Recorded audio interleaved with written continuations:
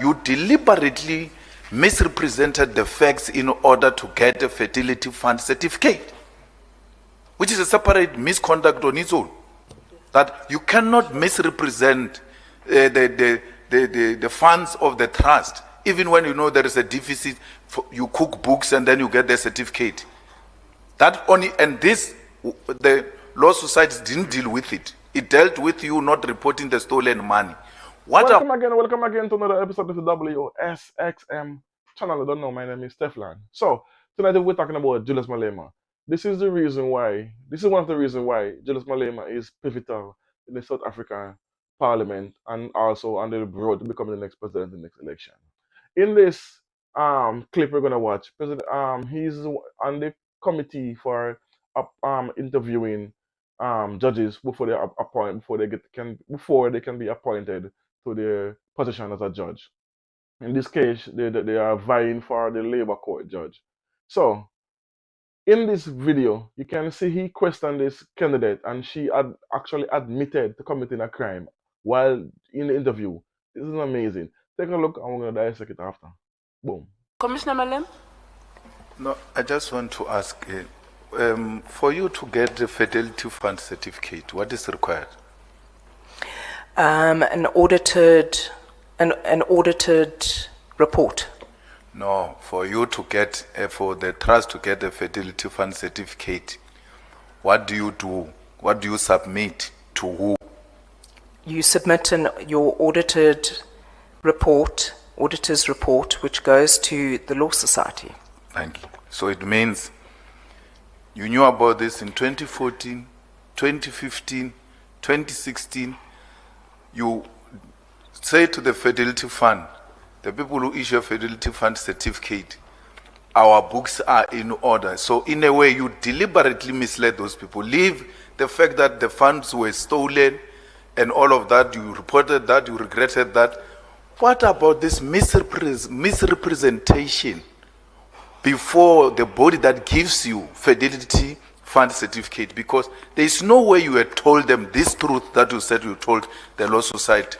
Otherwise, they were not going to give you, I suspect, the Fidelity Fund certificate. And after that, all these years, you remember that 2016, he asked you, 2016, did you get Fidelity certificate? You say yes. 2017, did you get, 2016, did you get a Fidelity Fund certificate? You say yes. When did you get the loan? That one I don't remember. You remember the things that have got nothing to do with you, but the one that has got to do with you, which is a loan. Not a certificate, because you don't issue certificates. But those ones you remember. But as in when did we get the money so that we qualify to get the Fidelity Fund certificate, you don't remember. And I agree with you. You came prepared. You are prepared. You just prepared to come and distort this fact because you knew it's going to rise. It's not a fact that we're not going to raise it. You knew. And one of the facts that you're going to deal with is when did you get the loan? So you know if you give us the date of the loan, it's going to contradict the financial year of 2015, 2016 where you got the Fidelity Fund certificate. Am I correct in my observation? Commissioner, I can't take the facts much further than I have explained and that I've written. Can I just add something to that as well? And I'm sorry to do this because I know we're out of time.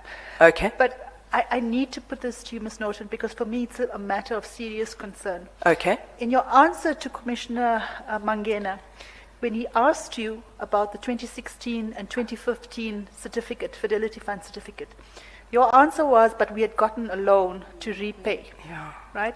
But in your letter, you make it very clear in item 10 of your letter that in November 2017, a legal official from the Law Society had found that there's a deficit of over 11 million rand in the trust account, which means it makes it very clear that whatever loan was procured was done after November 2017. So I have to raise with you that I've got serious concerns about the answer you gave. The logic of that, I would agree. Yeah. CJ, Stands. CJ, my point is very simple. There are two wrongs you have done.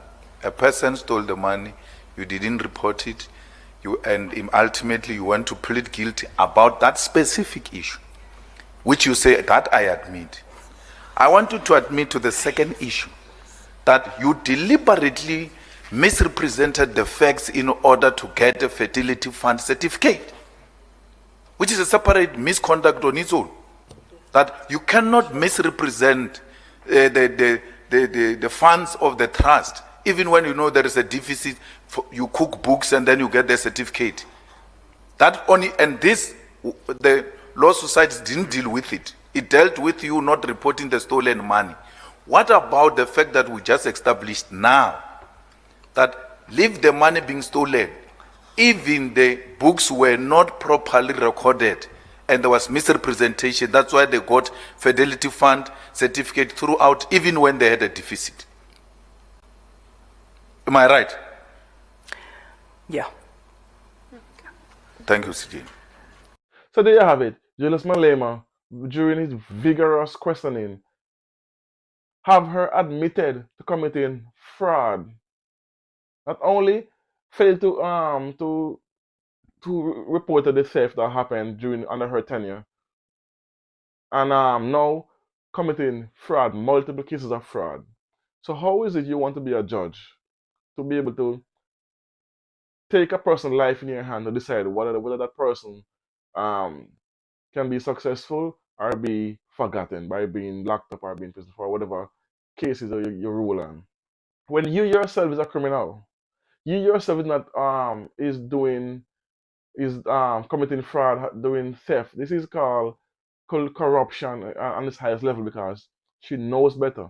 But what also stand out to me is the fact that the when she got caught in this during this interview, and the way she like you could say that, and as if it's something small. If this was another judge, or let's say a black judge, or let's say that, you do think it would go down so casually? I thought she like, you can't say that and fan it off because I think in their minds, white South Africans still believe that their their skin protects them. Or not only that, they think that already. They know that in the internet, but they think still that they are the hierarchy of citizenship because of their skin color. I'm convinced of this. So this is why she can have this nonchalant response as if what just transpired is a slap on the wrist when this is a prison offense because you lied on official government papers. No, not I won't say government. You lied on federal papers, committed a crime, committed a fraud, and then you're acting as if it's a slap on the wrist.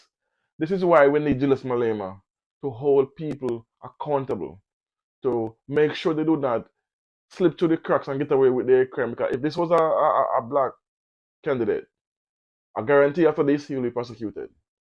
Let's hope to see. I'm gonna keep in touch and looking out for this on this story to see if she will be charged or if they will kick her out after running of the candidacy to be a judge, which is most likely what would happen. But Julius Malema, I can't understand why is it South Africans don't respect this man to the highest level because he's honest, he's truthful, he have a very good head on his shoulders, and for me, during the last election, he was he was boycotted.